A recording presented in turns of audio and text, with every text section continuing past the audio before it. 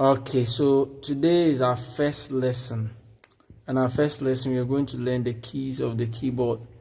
Maybe in the normal sense, we're supposed to have gone through some of the functionalities of the keyboard, like theory aspects, but I don't think it will be necessary since I don't know the keyboard everybody will be using. With this keyboard, we have the PSP E453, but basically all keyboards are having similar functionalities. But what we are going to focus on is the keys, so we don't need to really worry much about the functionalities. After getting the basics and then getting through with some of the lessons, I think we will then consider learning the functionalities. So today in our first lesson, as I told you earlier on, we are going to learn the keys on the keyboard.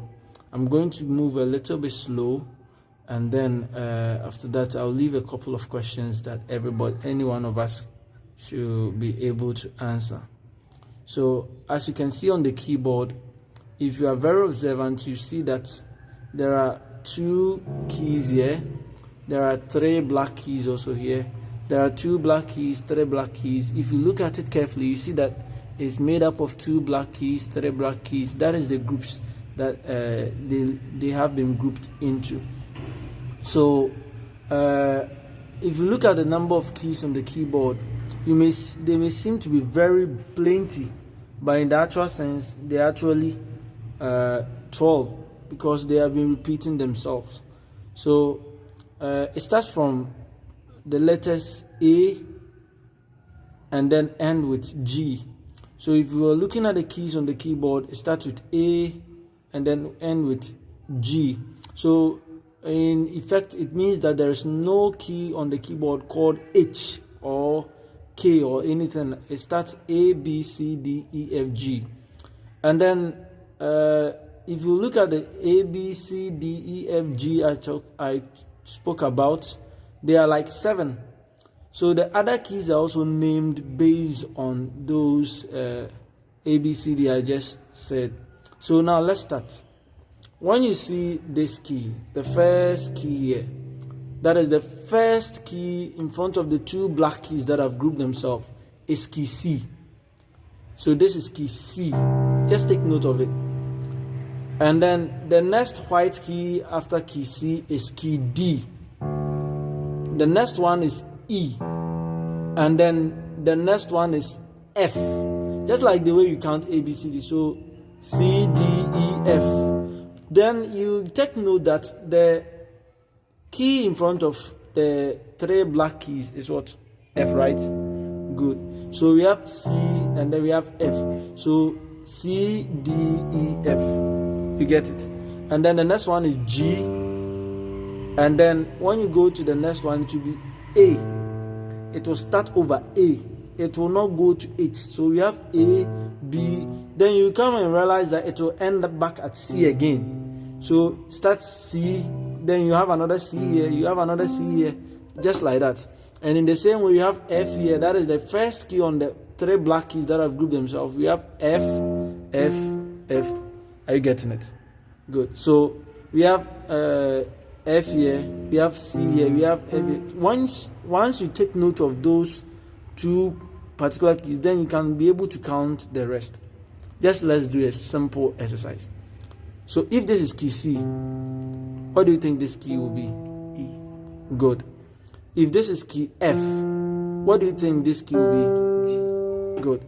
So perfectly, that is how it's going to be. So now randomly, let me just ask the last question. What do you think this key is? E. No. F. No. So what you have to just do is just take note. If this is key C, that is the first key here is key C. Basically what you just need to do is what? Count backwards. So if this C, the key before C is B, and then the key before B is what? A. So this is what? Good. Key A. So that is how we get to know the keys. Now what about the black keys? How do we name the black keys? If you want to know the black keys, there are just two ways of naming the black keys.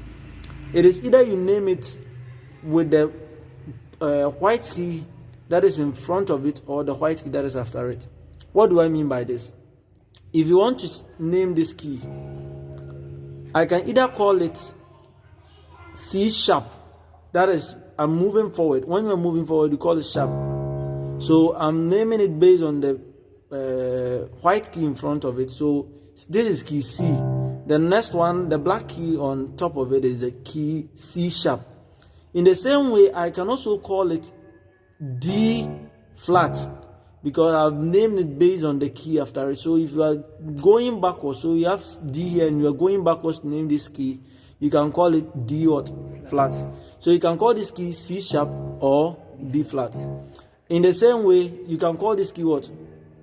D sharp or E flat. Perfect. And then what about this key? You have F sharp or G flat. And what about this? G sharp or A flat. And the last one, B sharp. No, A sharp. When you're going forward, it's sharp. When you're going backwards, flat. So it is A sharp or B flat. Now let's do a quick test on the key. So let me guess. What do you think this key can be called? C sharp. No. First of all, you just have to identify. Remember that the three black keys that have grouped themselves, the first one is F. So this one is F. So what do you think this will be called? F sharp. F sharp or G flat. G flat. Good. What about this? G sharp. Or A flat. good. What about this? C sharp. Or D flat. or D flat. Very good. So basically, these are how we identify the keys on the keyboard. In our next lesson, we'll be learning one of the keys, that is the skills, what I normally call the sophist. See you in the next lesson.